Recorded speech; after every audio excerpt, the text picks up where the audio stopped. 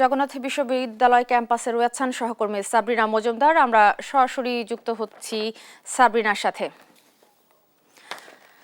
সাবরিনা, রাতভর ভোট গণনা করেও কিন্তু ফলাফল আমরা হাতে পাইনি, ভোট গণনা শেষ হয়নি। আপনি জানাবেন ভোট গণনার সবশেষ কি তথ্য আছে আপনার কাছে? ভোট গণনা কখন নাগাদ শেষ হতে পারে? বিস্তারিত কি তথ্য আছে জানাবেন।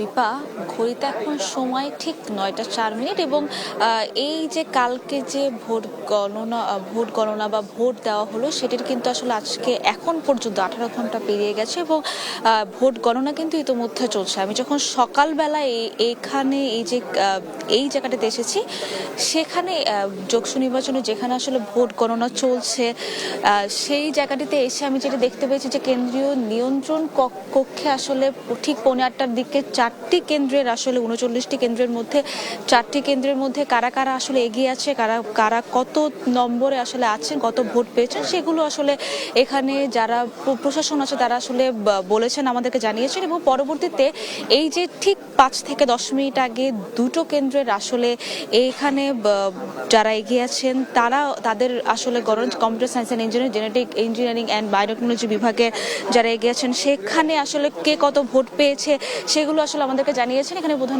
নির্বাচন কমিশনার যারা রয়েছেন বা যারা দায়িত্বে ছিলেন।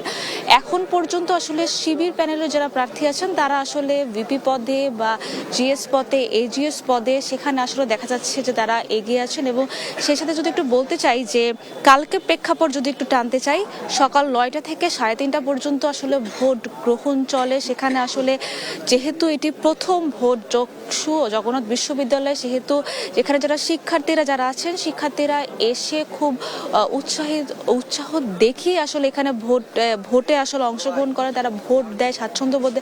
প্রথমে কিন্তু একটু পাল্টাপাল্টি অভিযোগ থাকলেও পরবর্তীতে কিন্তু আসলে কোনো অপ্রীতিকর ঘটনা আসলে এখন পর্যন্ত আসলে চোখে পড়েনি বা এখন পর্যন্ত হয়ওনি। তো পরবর্তীতে যখন ওএমআর মেশিনের যে ঘটনাটি ঘটে, অর্থাৎ ওএমআর মেশিনের যে কারিগরি ত্রুটির জন্য যে এই ঘটনাটি ঘটে, পরবর্তীতে কিন্তু কিছুক্ষণের জন্য আসলে ভোট গণনা আসলে বন্ধ হয়ে যায়। পরবর্তীতে একটি মিটিংও হয়, মিটিংয়ের পর আসলে সিদ্ধান্ত নেওয়া হয় যে হাতে গণনাতে একটি ভোট গণনা চলবে। এরপর ওএমআর মেশিনে যদি সেটি মিলে তাহলে ওএমআর মেশিনের ভোট গণনা চলবে। এবং পরবর্তীতে নৃবিজ্ঞান বিভাগের যে ভোট সেটি কিন্তু ওএমআর মেশিনের দেওয়ার পর আসলে সেই ভোট গণনা আসলে কত হয়েছে, কে কত ভোট পেয়েছে সেটি আসলে এখানে আসলে প্রকাশ করা হয়।